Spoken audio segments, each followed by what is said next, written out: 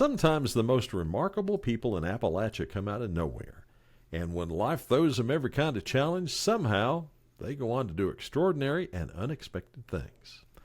That, folks, is what happened to a grandmother from Gallia County, Ohio in 1955 when she told her family she was going for a walk and walked right into Appalachian history.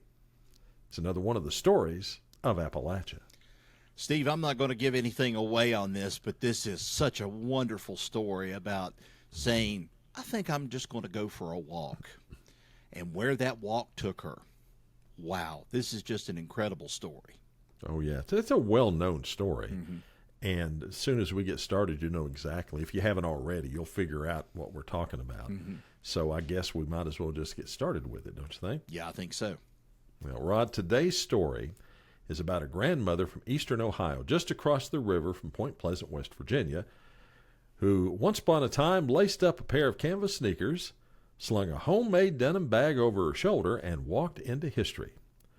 But before she was Grandma Gatewood, she was Emma Rowena Caldwell, a girl from Gallia County with a hard life, a love of the outdoors, and a stubborn streak that served her well.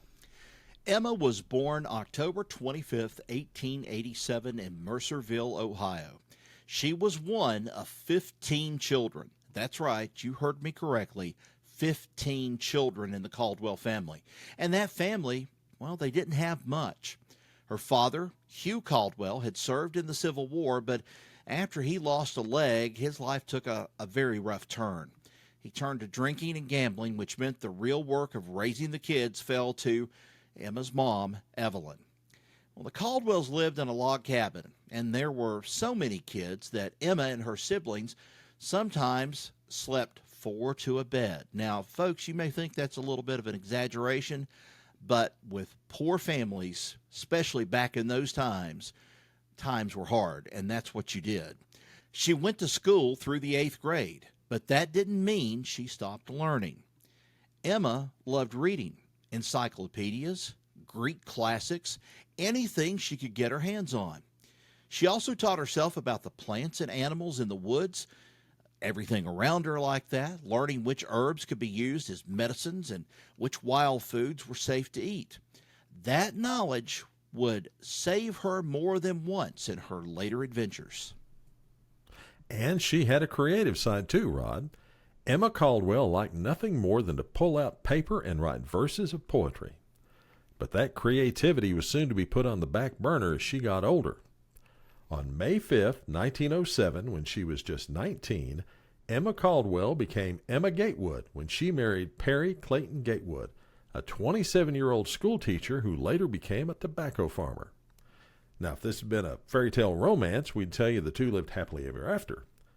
But we can't lie, for Emma and Perry's life together was far from a fairy tale. Almost from the start, Perry, known as PC, put Emma to work. And we're not talking about just housework. We're talking back-breaking work. Tobacco beds, building fences, mixing cement on top of the endless housework expected of her as a dutiful wife. And worse than all that grinding labor behind closed doors, P.C. Gatewood was an abusive man. He was physically violent, and he was controlling. Emma endured beatings for 7 years. She later recalled being beaten nearly to death more than once. And when things got so bad, she'd run into the woods, and she would go to the one place that she felt safe from her husband. Mr. Gatewood's behavior was no secret to those who knew him, but at the time, domestic violence wasn't something law enforcement or the courts took very seriously. In 1924, PC's anger got the better of him, and he killed a man during an argument. He was convicted of manslaughter, but his prison sentence was suspended because, well, he had 9 kids and a farm to take care of. By 1939, though, things had come to a head. After another fight, PC had Emma arrested and thrown in jail. That's when the town mayor stepped in, and he saw her injuries, which included several broken teeth and a cracked rib, and he took her in, helping her to find work. Well, Emma gained the confidence to get rid of P.C. Gatewood and filed for divorce in September 1940. By February 1941, PC was her ex-husband, and she was shed of him. Emma got custody of the 3 children still at home, along with alimony, and all this was at a time when divorce was rare and often stigmatized, especially for a woman. Well, once Emma was free, she set about rebuilding her life. She took on various jobs, fixed up her home, and kept writing that poetry. By 1951, all 11 of her children were grown and out on their own, and she finally had her life all to herself for the first time since she was 19 years old. That's when she found an old National Geographic magazine and decided to sit down and enjoy what used to be one of her favorite pastimes, reading and learning about the world around her. As she settled in with that magazine, she found an article about the Appalachian Trail. The author told about people who'd made the thru-hike on the trail from one end to the other, and well, the way it was written made the hike sound downright pleasant, with good paths, cozy cabins, and no special skills required.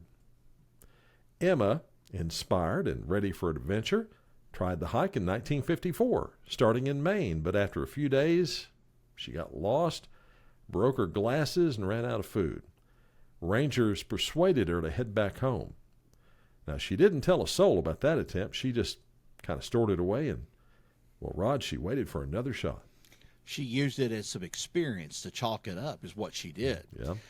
Better prepared this time, on May 3rd, 1955, at the age of 67, Emma Gatewood told her grown kids that, "I'm going for a walk."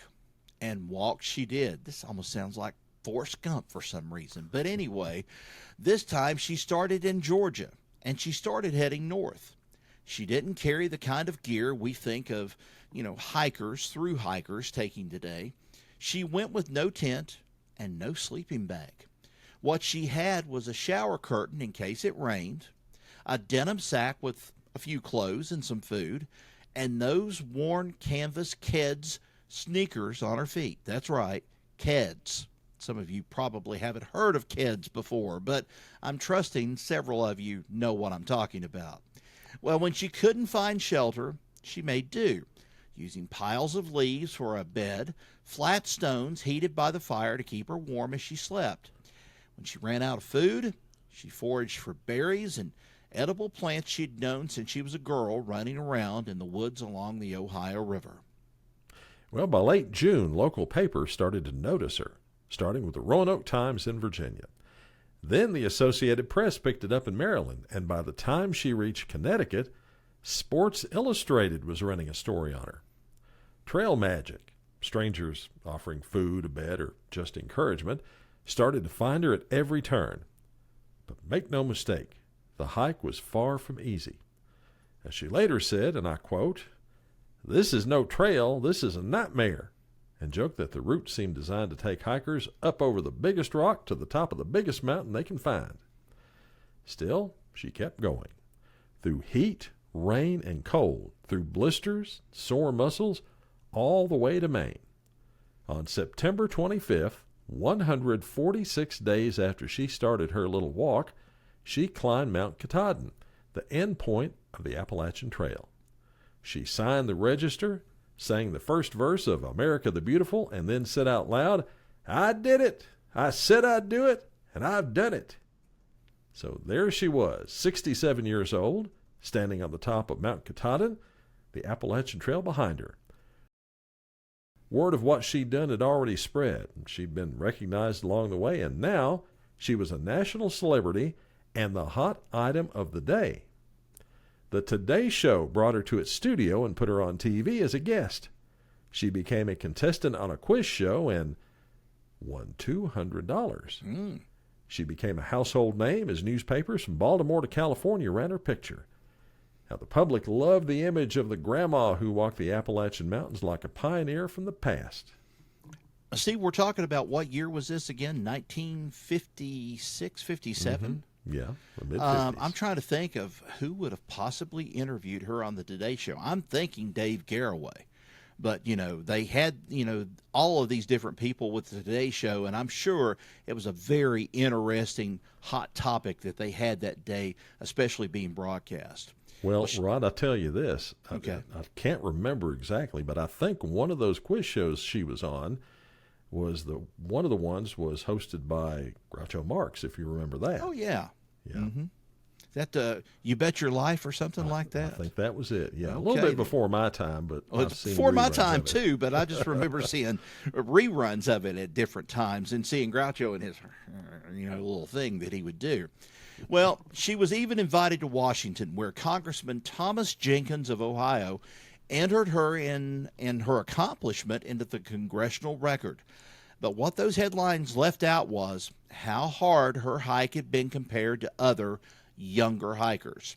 She scaled a 2,000-plus mile mountain trail with almost nothing in her pack, no expensive gear, and the same self-reliance she'd learned as a girl in Gallia County. Now, Emma Gatewood had accomplished more than folks had expected, but she was just getting started. In 1957, 2 years after her first thru hike, she set out again, this time finding the trail in better shape, thanks in part to all the attention her earlier hike had brought her. Now, local hiking clubs had cleared brush, marked paths, and repaired sections. Emma talked to school groups and civic clubs along the way, telling them about the trail and what it took to walk it. By the end, she had thru-hiked the Appalachian Trail twice.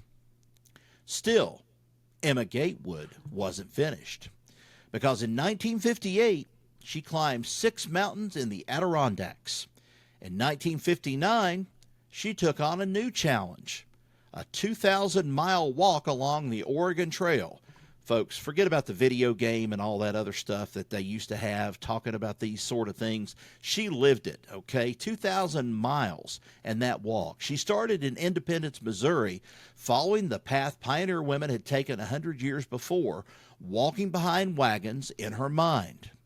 She averaged 22 miles a day for 3 months, ending in Portland, Oregon, where they declared it Grandma Gatewood Day in her honor.